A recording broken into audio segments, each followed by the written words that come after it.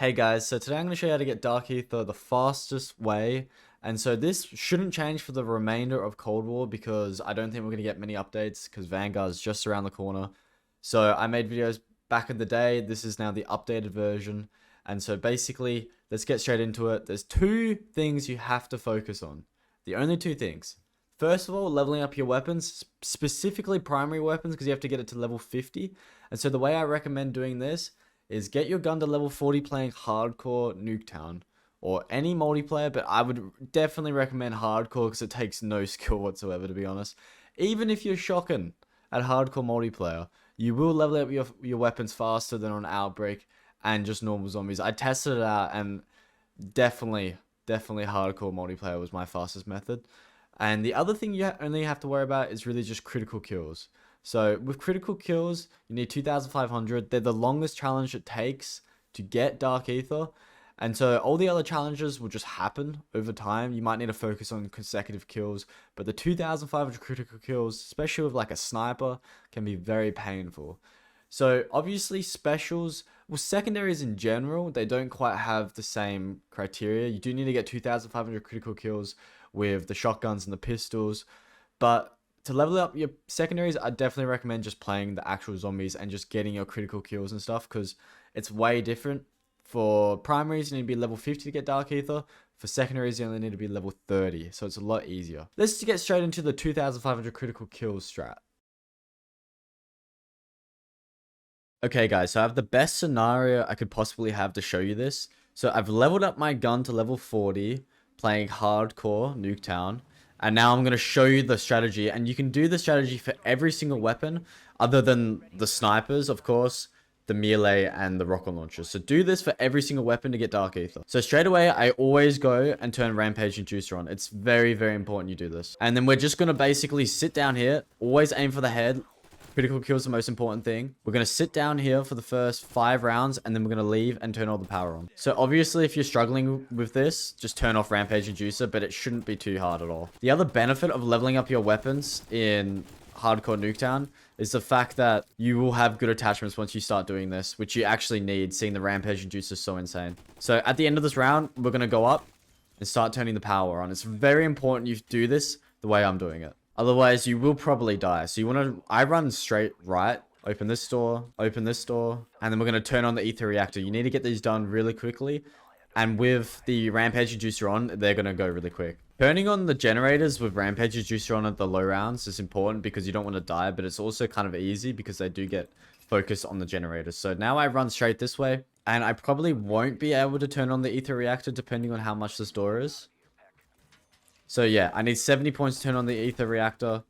And now get them on straight away. Rampage Inducer seriously speeds up the process of this like crazy. So this is going to blow up. And now we move on to the next one. So I'm going to run this way, open this door, and then get the reactor on. So that's all 3 generators already. Now depending on your weapon, you can do it this way. And I'm going to do it this way now. So I'm going to jump pad over. You can do this for the next 2 rounds. And if you have Ring of Fire on as well, but it is a little bit risky because the Rampage Inducer is so insane. So as you can see, we don't have that many points. So we can't get backup on straight away. So I'm going to go in this room. I have speed caller so I can reload quickly. And this is going we're going to be camping for the majority of, well, basically this whole game once we start getting pack a bunch of stuff. So as you can see, they line up. Everyone knows about this strat for the most part. It's just Rampage Inducer is going to really change how everything works in this map. 5AC is still the best for getting Dark Aether. Also, do not try doing this if you don't have Speed Collar. I know Speed Collar is not crazy fast in this game, but you will die. So I'm just going to risk it and do one more round. So pick up all the decoys and stuff you can, because you can get trapped in here. Because obviously they're super sprinters already. So round 8 now. Now I'm going to get Pack-a-Punch, and I'll probably get 1 perk. Now, it can be very scary going into this area and Pack-a-Punching with the Rampage Inducer on. So what I recommend is turn it off quickly before you do it. It's only round 8, so look how slow those zombies are actual in reality. And I'm not going to get armor. I'm just going to upgrade my tiers so we kill zombies faster. And then I'm going to get Pack-a-Punch 1. I'm not going to get Elemental Pop, and I'm not going to get an ammo mod unless I get Cryo Freeze, which I might actually get. But for now, I'm just going to get Deadshot. And what this allows us to do is camp into the Warden's Room for longer without having to move. Now, there are a lot of zombies here, and there should be in your game as well.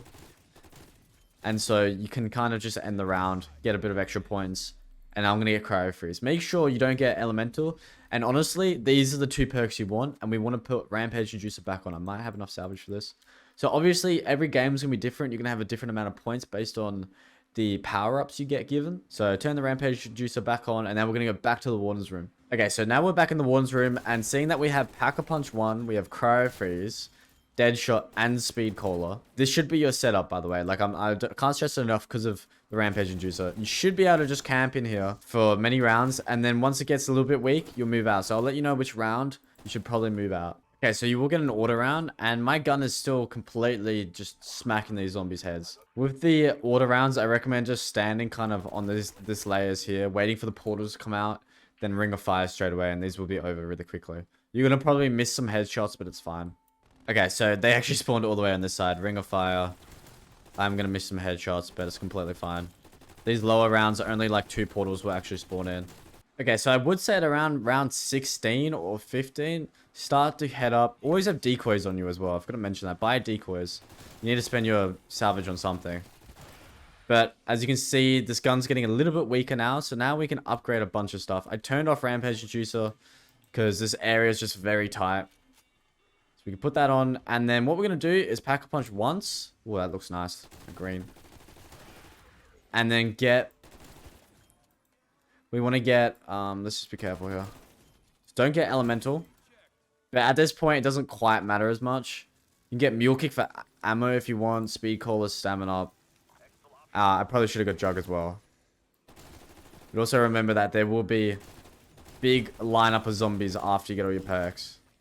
So yeah, mainly all you want is Speed Caller and Deadshot at the start there. After that, it doesn't matter as much, as long as you don't grab Elemental. So we finish this round. I'm going to grab decoys just in case we get trapped in that room. Yeah, so I brought Jug here because there is Jug in this position. And as you can see, it can get a little bit intense. This is why you always hold decoys. But we're just going to sit here until you see all those headshots. We're just going to sit here until the round, until it gets too hard, basically. So if there's no zombies coming, it's probably because the boss is glitched out. The boss can glitch out here all the time. So basically, this whole strategy is maximizing headshots whilst minimizing the chances of you actually going down because of Rampage Inducer. So Rampage Inducer is about to run out. I felt very safe this whole time. So where's this the last horde's coming from this left side here. So this might be a little bit awkward, but we're pretty much still a one-shot kill to the head unless they have a bit of armor. Yeah, so that was very easy. Now Rampage Inducer is over. Sometime it gets quite slow now. So it'll get slow for about 10 rounds and then you'll be chilling again. At least it's safe. So I've already done all the boss kills. So back in the day, killing elite zombies, 15 of them was the hardest challenge. It would actually take longer than getting 2,500 critical kills. But now with like Firebase Z and stuff, like it's so easy to get them. Okay, at round 24, my gun is finally getting a little bit weaker. I mean, it's still very strong, as you can see. But now I'm going to actually Pack-a-Punch 3 and get the rest of all my stuff. All my perks. Okay, so Pack-a-Punch 3. Put this decoy down. Just make sure I don't get Elemental Pop. That's the only thing I don't need. And we're absolutely chilling. Okay, so at round 30, I have half the critical kills I need. And this is very, very calm. Like, I'm just sitting in the warden's room, just getting the headshots as easy as possible. So with the order, I'm probably just going to use the Ring of Fire and kill him straight away. So I'd assume by round 45, we should have this done. Now at this point in the game, at about round 38 or so, it does get a little bit more difficult in here. But you should be fine. It just depends on what weapon you're really using. But most weapons should be able to actually just chill out in here. That makes sense. But let me show you one round at round 38. So you want to pop the Ring of Fire straight away. Because one, it will make the rounds go faster. And two, it's just a lot safer. I'm actually going to reload as well. So when the Ring of Fire runs out, I don't have to reload. And they're all running at me. But yeah, I mean, it's pretty chill in here still. As you can see, I don't need that many more headshots. I need 500 more. So probably like 4 or 5 more rounds. And then we'll be done. As you can see, you'll start to like learn where to shoot. And all you're going to get are headshots. That was a very sexy feed right there. And this should be close to the end of the round as well. But you'll find that at the higher rounds, you just get so many more headshots per round because there's just way more zombies. So I've already got the Ring of Fire back. I'm going to use it. Even though I know it's close to the end of the round. But yeah, I just want to demonstrate that. I mean, although it can get a little crazy if you run out of the Ring of Fire and don't use it or forget to use it, it's fine when you do have it. Okay, so from about round 40 plus, you may actually start to go down, but it doesn't really matter as long as you get yourself back up. Or in general, it really doesn't matter because you should be about 300 critical kills away from actually getting Dark Aether. And if you're even more accurate, you might even have got it already. Depending on how accurate you are of getting these headshots, the earlier the round you get it, obviously. Because I have 2,600 kills, but 2,200 critical kills. So only 300 more, which means about 2 rounds left. Oh, and right there, I forgot that I had a few critical kills earlier. So I have 2,500 critical kills. I'm going to go ahead and leave the game. And then we're going to check all our stats. Now, I timed it a little bit poorly because I actually got into the game at level 38 on my grab. You should probably do it around level 40 or 42 or 41. So my grab's not quite level 50. So looking at the grab camos now, you can see that we've done all of the camo challenges except for brushstroke. So make sure you do get Pack-a-Punch a bit earlier. We were only 90 kills off anyway. And then we have all of these done. And the only reason we don't have the infection done is because we poorly timed getting into the game. You should get into the game at probably level 40 or 42. It just depends on how quick you get the critical kills. We got those critical kills very fast, hence why we didn't do the Pack-a-Punch kills, and also didn't get to level 50. So like I said, do this for the assault rifles, submachine guns, tacticals, light machine guns, not snipers. Don't do snipers. Pistols, shotguns. They all work for the strategy. So now we need to get into the launchers, the specials, the snipers, and the melee. With the snipers, it's all about getting critical kills fast, obviously. That's the number one thing, all you gotta worry about, critical kills with the snipers. You need 2,500. So that is a bit of a mission, but at least you only have to do 3 snipers. That's the difference there, because you needed 2,500 critical kills on 5 assault rifles and SMGs, so that takes a while. So the thing I recommend is put on Rampage Inducer, first room again on Forsaken. It's just the best because of the dead man's effect, let's just say that, and how the spawns work. And how when all the zombies have spawned in for the round, then the round will end. So I've looped a lot of zombies up here. Now we take off Rampage Inducer. Now look how slow they are. They're very slow. Now we can get a bunch of critical kills. Now you can do this for all like the rocket launchers and the melees as well if you're struggling. Rampage Induce and just kind of chill in this area and then turn it back on. So for the higher rounds though, we are just going to be in this area doing loops the same way. But it's not going to work as well because the zombies will be a little bit faster. But really what you want to do, and I know it sounds so stupid, but it's actually really important. You need to do the loops because, and you need to circle them up because that means you're getting more shots in per time. So I'm getting more shots in right now because I looped them up like that and they're all grouped together and I'm also getting collats. So now I've killed the whole horde. Let's do Rampage Inducer again. So we do a big loop. I'm going to have my fists out. And then like I said, so if this was the higher rounds, I'll just do a demonstration now. Obviously you'd have Pack-a-Punch and stuff. But you want to kind of do it like this. So you want to do the loop. Then every time you do a loop, because these zombies are sprinting, they're a lot faster than normal anyway. After the loop, you'll never have sprinter zombies, so it will never be this fast. But you just want to shoot as many times as you possibly can. Get as many shots in, get as many headshots, aim for the head. Let's try and get this off. Okay, so we got it off. Now, boom, we should be able to get tons of headshots here.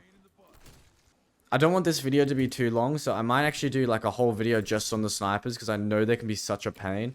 And I feel like I can go through a bit more detail. I just don't want this video to be too long. And again, you can abuse a Rampage Inducer like this for all the weapons if you don't feel comfortable. And you just want to get easy critical kills. So I'm going to move on to the rocket launchers and the melees. So if you're watching this in order, just keep in mind that you can actually do this for the rocket launchers. So starting off with the melee weapon, you can use one of the other melee weapons other than the knife to actually get Dark Aether. So I would recommend the E tool or the Psi. So I'm going to go ahead and grab the E tool here. But if you don't have any of them, they're very easy to get. You can just use the knife. So with the melee weapons, you want to use Aether Shroud and you want to hop into Forsaken. You also want to do this with the specials and the launchers. So the reason we're in the first room on Forsaken is because the rounds work in a different way. So the round doesn't end once you've killed all the zombies on the map. The round ends once all the zombies have spawned in for the round. So usually you'd have to kill 5 zombies on round 1. Now 5 zombies have spawned in, therefore the rounds are ended. If that makes sense. So basically, there's always a supply of zombies in this first room to kill. And wow, Dark Ether looks great on this map. So I definitely would recommend putting on Rampage Inducer with the melee weapon. It definitely isn't like too scary. And basically what you want to do is just camp in this first room for as long as you possibly can. The first 15 rounds, you won't take any damage. I mean, the first 15 rounds, it's a one-shot melee. And basically, if you want to camp in here for even longer, because once you activate and move out of the first room, the rounds begin to go back to normal in the first room. So it's no longer the dead man's, it's now reverted back. So we can upgrade our tier of our weapons, so then it's a longer one-shot kill. Because to be honest, the melee weapons are pretty good on this game, especially the shovel or the sai or even the wakizashi. So you can pretty much get away with just doing it like this because you run so quick, you're way faster than the sprinter zombies. If you do struggle, I would recommend just leaving the first room, getting Pack-a-Punch, and then coming back. But it won't be as good because, as you can see, the round's ending, but there's still so many zombies on the map, so you're constantly always getting kills. And so this is going to work really well for the launchers and the specials as well.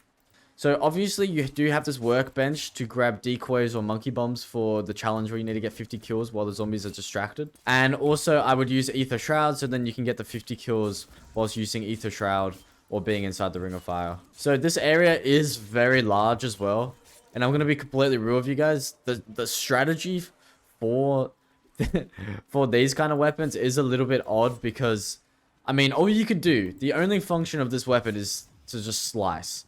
So you really just want to circle them and just keep at this, and you'll get Dark Ether really quick on the melee weapons. They're not hard at all. So basically what I would recommend for the specials is to actually use the M79, and then that way it's probably the easiest to actually get a Golden Viper. But also you can do the same strategy as the Sigma, the Sigma and the RPG. So use the M79 for the specials for the Sigma and the RPG. So one thing I did forget to mention with the consecutive kills for the melee weapon is that you can use Frenzied Guard. So what you should do is just hoard up a big load of zombies and then just one swipe them. Frenzied Guard will kill all of them. Consecutive kills actually counts to war. So you should get 20 kills from that one swipe. Straight away, I'm going to turn on Rampage Inducer. So these rocket launchers and also the M79, very easy on this map because you can get PhD. But still, I recommend put on Rampage Inducer. Run with your fists out instead of your actual rocket launcher. So I guess this zombie's glitch for some weird reason because he's still like walking.